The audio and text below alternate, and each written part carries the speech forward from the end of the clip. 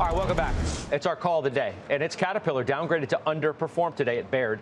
Stock's not doing all that much, but they did cut the price target to 185 from 230. It makes us, wonder about whether, Bryn, industrials are a good place to be right now. You clearly don't think so, since you bailed it last summer. Yeah, from the space in general, right? Yep. So look, we got out a small cap value, which was a 15% position, which ironically was 45% regional banks and about 25% industrials. And so just like the playbook, as we go into late stage economic cycle, contraction, you want to underweight those types of areas that are economically sensitive. And so industrials would fit within that camp.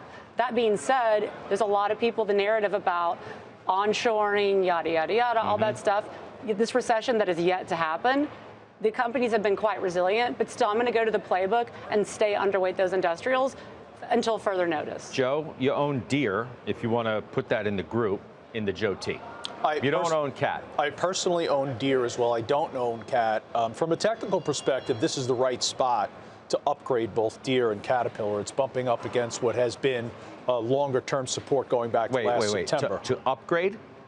You just said upgrade. Upgrade Deere and CAT, correct. Okay, so you disagree with the call then. They downgraded to underperform. Yes, that is correct. What I am saying to you is the trend from September, which is where it kind of bottomed the industrials. I'm looking at a chart of Caterpillar right here. This is the last line of defense, so to speak. This is the area of support. The high was back in January. I think that was the time to get out of a Caterpillar, to get out of a Deere. I think it's coming up on this area where you could find a degree of support. Agriculture's been significantly under pressure, rather. Hopefully, if there's a little bit of a turn in agriculture pricing, that's going to benefit Deere. And then let's remember, there's still the optimism surrounding the China reopening, which would be positive for Caterpillar. You're coming off 3% GDP. Hopefully, those figures rise above 4.5%, back towards 5%. So if there is a spot where I would say you would take a position, in Caterpillar and Deere would be right here. So recession doesn't matter? I think the recession was already priced into the industrials. But I think the market's smart enough to see that. But the industrials had been going up.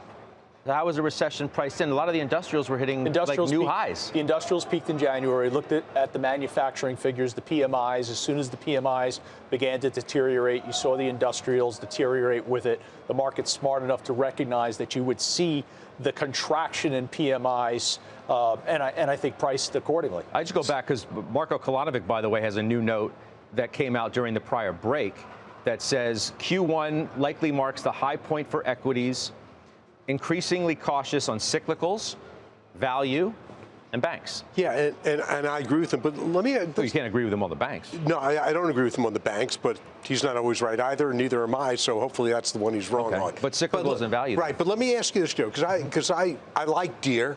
Only about 13 billion of their 55 in revenue is construction, the rest is ag.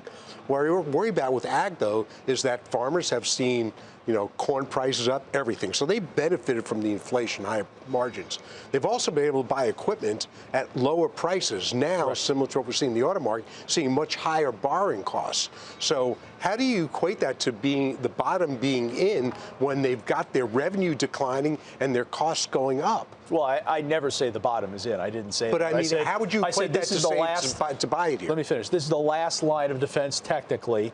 And then from the fundamental perspective with agriculture, you're coming into what is historically the strongest seasonal period. So if you get the consistency of a strong seasonal effect, that's going to be a positive fundamental condition that could benefit the technical support that you're seeing. Yeah, but last line of defense, no doubt about it. But if you said these were good points to establish positions, if you're thinking of ostensibly declaring the bottom in those stocks. Yes. Okay.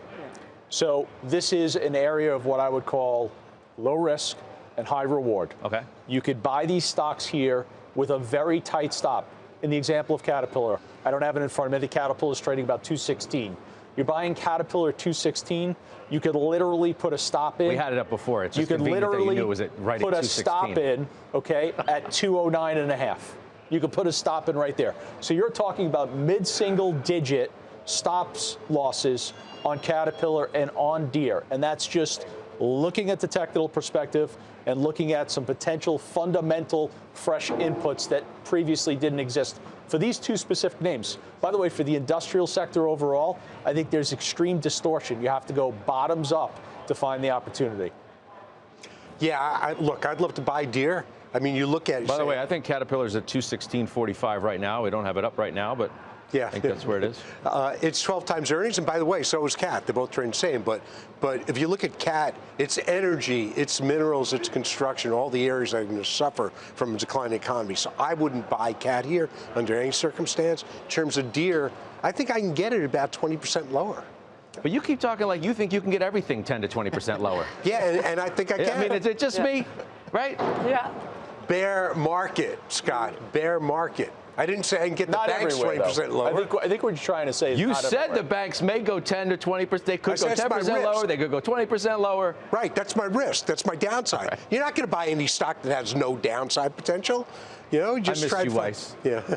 I missed you. It's good to be back. Yeah. Well, I tried to find out where you were standing at Whistler and send you a picture of me. But